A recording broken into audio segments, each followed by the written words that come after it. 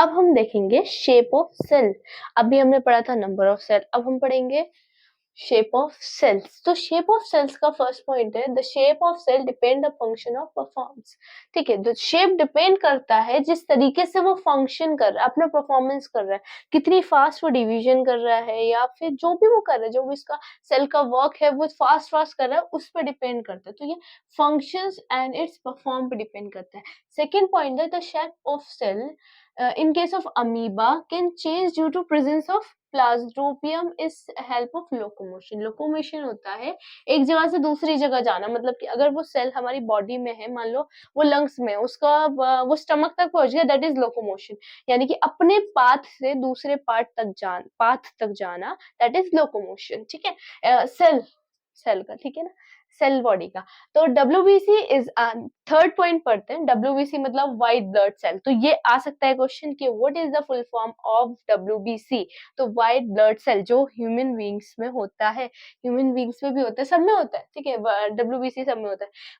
WBC is a human being is another cell which is change in shape. ठीक है, तो WBC is अ, देखो human being में है, another cell which can change the shape. तो WBC भी एक द फंक्शन है जो तो सेल के स्ट्रक्चर को, शेप को चेंज करने में हेल्प करता है।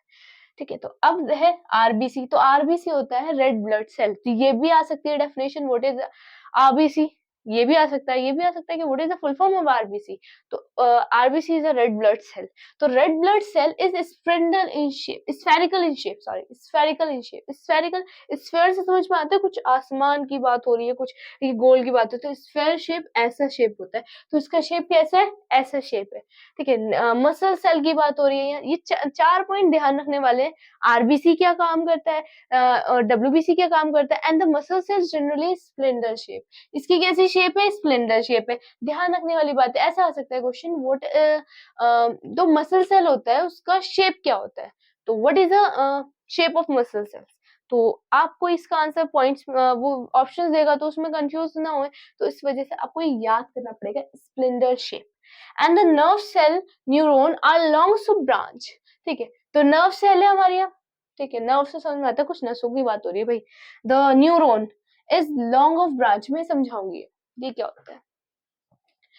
तो अभी आपने देख लिया RBC WBC, इसकी फुल फॉर्म्स भी आ सकती हैं, तो याद कर लेना, ज्यादा बेनिफिट में रहेंगे आप। और लास्ट पॉइंट पढ़ते हैं, लास्ट पॉइंट समझने वाला है। The nerve cell is neuron are long and branch. ठीक है, न्यूरॉन सबसे पहले पता होना चाहिए कि न्यूरॉन का जो स्ट्रक्चर होता है ना, बहुत ज्यादा लॉन्ग होता है। इज दैट कि जो बाकी सारे स्ट्रक्चर से लॉन्ग होता है वो। अब वो यहाँ से इसका स्फेयर वाला शेप भी हो सकता है, ये बिल्कुल सीधा भी स्ट्रक्चर हो सकता है। न्यूरॉन ऐसा होता है। अगर आप देखना चाहें तो इस वीडियो को स्टॉप करके पहले न्यूरॉन का स्ट्रक्चर देख लेना आराम से। पहले न्यूरॉन का स्ट्रक्चर होना चाहिए ना आपको प्रिपेयर, ये दैट इज द न्यूरॉन। ठीक है, अब इसकी लॉन्ग ब्रांच, लॉन्ग हुई ना ये ब्रांच, है ना। अब इस ब्रांच शेप, तो जिसकी क्या है, बीच बीच में भी यहाँ पे इसकी एक एक ब्रांच होती है, ये डिवाइड करता है। ठीक है, अब यहाँ से क्या होगा, जब ये ज्यादा डिवाइड हो जाएगा, यहाँ से एक न्यूरॉन निकल जाएगा, यहाँ से एक न्यूरॉन निकल जाएगा। तो ये ब्रांच शेप्ड में न्यूरॉन को मतलब डिवाइड करता है। तो इसका डिवाइडेशन का काम यहाँ से भी हो सकता है, यहाँ से भी हो सकता है। तो ये बताना चाह रहा है कि nerve cell is a neuron. तो न्यूरॉन की स्ट्रक्चर ऐसी होती है, आप जाके एक बार देख लेना, न्यूरॉन की स्ट्रक्चर ऐसी है, वो जल्दी जल्दी कर पाता है डिवाइडेशन कर पाता है वो इजी। तो हम फोर्थ वाले पॉइंट से पढ़ लेते हैं। The size of cell has no relation with the size of body and और एनिमल और प्लांट। ठीक है, तो size of cell is no relation, इसका किसी के साथ कोई रिलेशन तो नहीं है।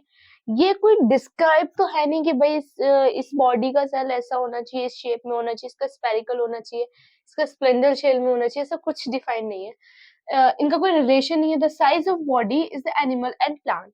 ठीक है, फिफ्थ पॉइंट बता रहा है the size of the cell is related to the function. किस पे डिपेंड करता है, function, related to the function. The size of cell is related to the function.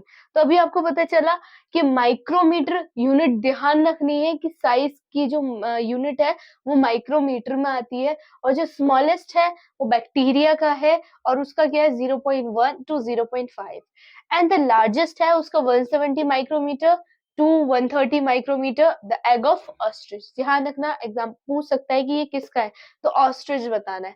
और ऐसी है the size of cell is no relation, इनका कोई relation नहीं है, ऑफ कोर्स जब ये फिक्स ही नहीं है तो रिलेशन कहाँ से होगा। एंड फर्स्ट पॉइंट में भी यही है, स्मॉल होता है मीटर या सेंटीमीटर में आएगा बस खाली, और किसी चीज में भी नहीं आएगा। तो आपको ये अच्छे से ध्यान रखना है। द साइज ऑफ सेल, अभी तक मैंने 3 चीजें पढ़ा चुकी हूँ, नंबर ऑफ सेल पढ़ा चुकी हूँ, नंबर ऑफ शेप पढ़ा चुकी हूँ, नंबर साइज ऑफ सेल पढ़ा चुकी हूँ। सो अभी तक हमने 3 चीजें पढ़ चुके हैं। अब चौथी चीज हम क्या पढ़ फोर्थ चीज हम पढ़ने वाले हैं, पार्ट ऑफ सेल्स। तो पार्ट ऑफ सेल्स क्या होता है भाई? फर्स्ट पॉइंट है इसका, the outer most boundary of animal cell is cell membrane which separate the cell material from outside. It is also called plasma membrane. क्या बोलते हैं हम उसको? Plasma membrane. सो हमने अभी पढ़ा था first point, the outer most boundary of animal cell is cell membrane which separate the cell material from outside. It is also called plasma membrane. Point समझते, पॉइंट कहना क्या चाहता है? पॉइंट ये कहना चाहता है the outer most boundary, cell की बात हो रही है, मान लो ये है हमारा सेल, आउटर मोस्ट बाउंड्री मतलब सबसे बाहरी बाउंड्री की बात हो रही है, जो सबसे बाहर लेयर होती है उसकी। The animal cell and the cell membrane which separate, separate मतलब अलग अलग, which send material from outside. It is also called plasma membrane. इसका सीधा सीधा बात ये है, जो आउटर मोस्ट बाउंड्री होती है सेल की, उसका नाम क्या होता है? Plasma membrane. आपको ध्यान रहेगा, आउटर मोस्ट बाउंड्री का नाम क्या है सेल की? Plasma membrane. सेकंड पॉइंट क्या बोल रहा है? The case of plant of outer most boundary is cell wall is absent in animal. ठीक है, आप इस सबसे पहले इसको देखने से पहले, ये वाले टॉपिक को आप सबसे पहले देखेंगे कि प्लांट सेल दिखता कैसे है और एनिमल सेल कैसे दिखता है। आप अभी गूगल निकालिए, चाहे बुक निकालिए, चाहे कुछ भी निकालिए, प्लांट सेल की देखिए एक फोटो, एक एनिमल सेल की देखिए, क्योंकि एंट्रेंस एग्जाम्स में ही आ जाता है कि पिक्चर बनी हुई दे देंगे, देन आपको एक टॉपिक खाली छोड़ देंगे, बताइए कि ये वाला सब जो है, जो भी पार्ट है, इसको बोलते क्या है। तो वो आपको पता होना चाहिए ताकि आपके मार्क्स उसमें ना कटे।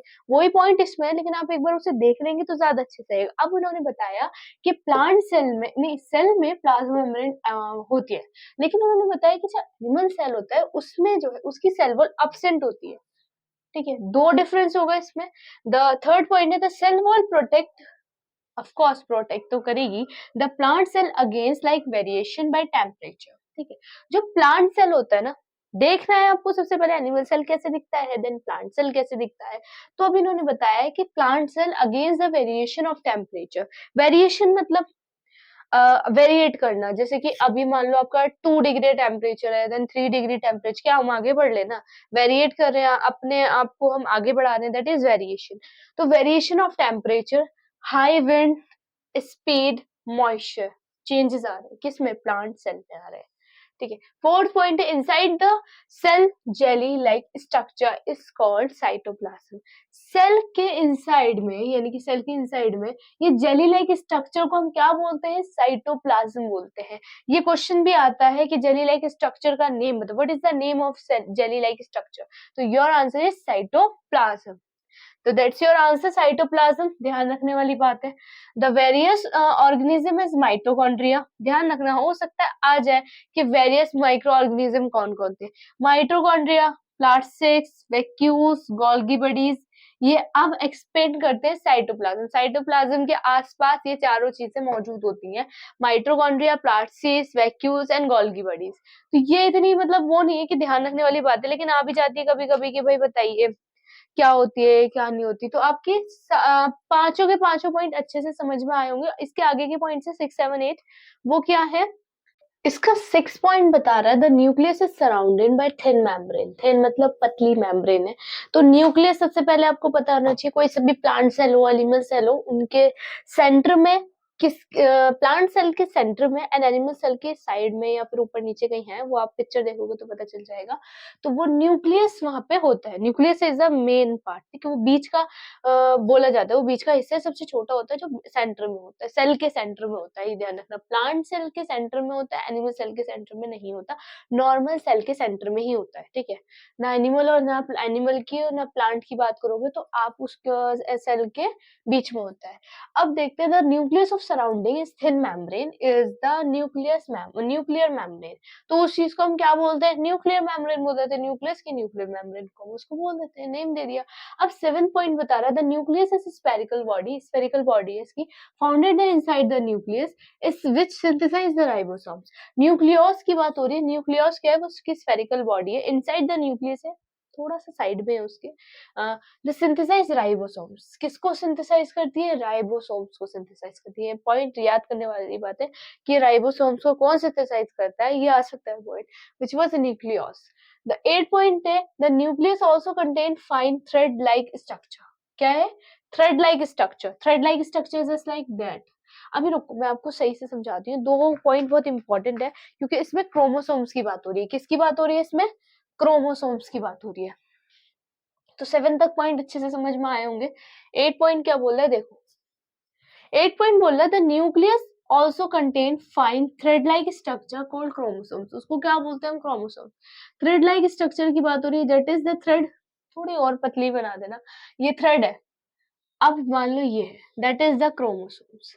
यहाँ से दो थ्रेड को मिलके बनता है क्रोमोसोम्स।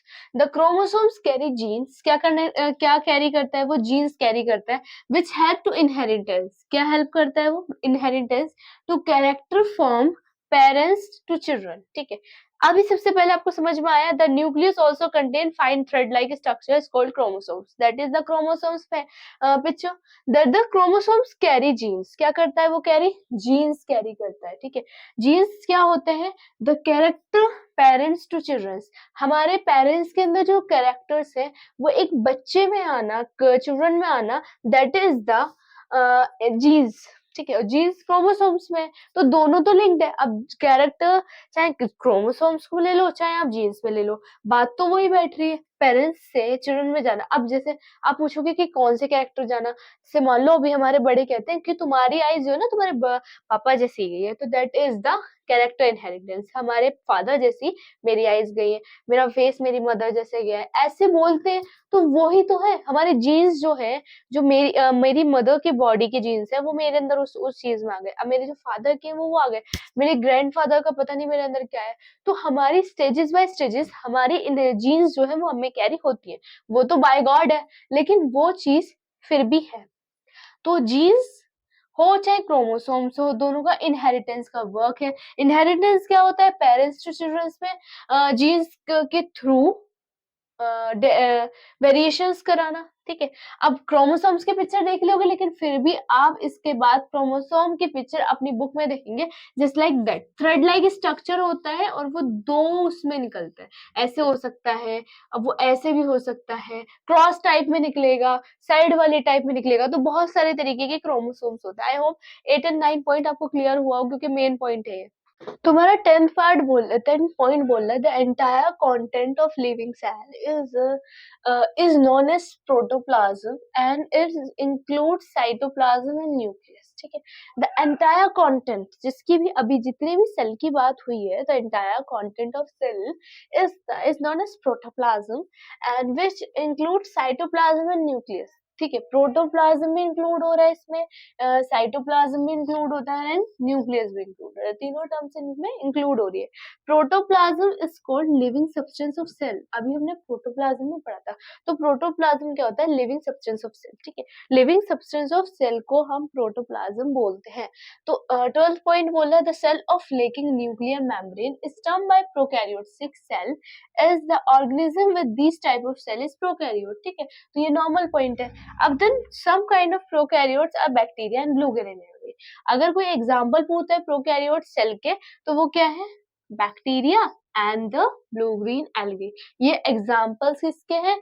हमारे प्रोकैरियोट सेल के एग्जाम्पल्स हैं। हमें चारों पांच पार्ट आपने पढ़े हैं यहाँ पे, 13 पॉइंट्स हो चुके हैं। अभी हम पार्ट ऑफ सेल्स पढ़ रहे हैं, ठीक है। तो सम काइंड ऑफ प्रोकैरियोट्स आपको पता चल गया, एग्जाम्पल्स आपको याद करने। इसमें जो इंपॉर्टेंट पॉइंट्स है ना, वो आप हाथ के प्रिपेयर करके चलना, ठीक है। तो आपका 14 पार्ट बोला है, chloroplast in help the plant in photosynthesis. तो जो क्लोरोप्लास्ट है, क्लोरोप्लास्ट एक सेल है, मतलब सेल के अंदर का एक छोटा सा पार्ट है, उस वो हेल्प कराता है फोटोसिंथेसिस कराने। I hope you know that photosynthesis क्या होता है। C6H12O6, that is the photosynthesis. Glucose का फॉर्मूला होता है, इसकी पूरी वो बनती है, क्या नाम है, इक्वेशन बनती है, then that is the photosynthesis equation. अगर आपको याद नहीं है तो आप उसको याद कर लेना, आएगी तो नहीं वैसे, आ सकती है आपको। एक टर्म दे दिया जाएगा, in the presence of photosynthesis sunlight, आप उसको कंप्लीट करोगे, 1 मार्क में आ जाती है। लेकिन फोटोसिंथेसिस तो आपको पता ही है, फोटोसिंथेसिस क्या होती है, सनलाइट के थ्रू होती है। प्लांट अपना फूड अपने आप बनाते हैं with the help of sunlight, ठीक है, और किसी की हेल्प नहीं लेते, with the help of sunlight वो अपना फूड अपने आप बनाते हैं। Then the 15 point is plants are absent in animal cell, ठीक है, प्लांट्स जो है वो एनिमल सेल में एब्सेंट होती है, जाहिर सी बात है। देन द प्लांट सेल में वो क्या होगी, प्रेजेंट होगी। जो एनिमल सेल में एब्सेंट है वो प्लांट सेल में क्या होगी, प्रेजेंट होगी। जो उसमें एब्सेंट है वो इसमें प्रेजेंट होगी। और कुछ कुछ चीजें दोनों में ही प्रेजेंट है और दोनों में ही एब्सेंट है। आई होप कि आज का चैप्टर जो था हमारा सेल स्ट्रक्चर एंड फंक्शन, ये आपको अच्छे से क्लियर हुआ होगा। क्लास 9 का चैप्टर है ये, फर्स्ट चैप्टर है the cell structures and functions. I hope you all clear your doubts and the new things जो भी आपने सीखा, वो अगर आप ऑलरेडी पढ़ रखा है तो आपके बहुत सारे डाउट्स होंगे, वो भी क्लियर हुए होंगे। इस चैप्टर में सिर्फ इतना ही इंपॉर्टेंट था जितना मैंने बताया है। इसके क्वेश्चंस जो है वो मैं नेक्स्ट वीडियो में बताऊंगी। इसके जो जितने भी इंपॉर्टेंट क्वेश्चंस है वो हम नेक्स्ट वीडियो में कंटिन्यू करेंगे। I hope you like it. Thank you so much for watching my video, and I hope that's helpful for you for watching this videos. Thank you.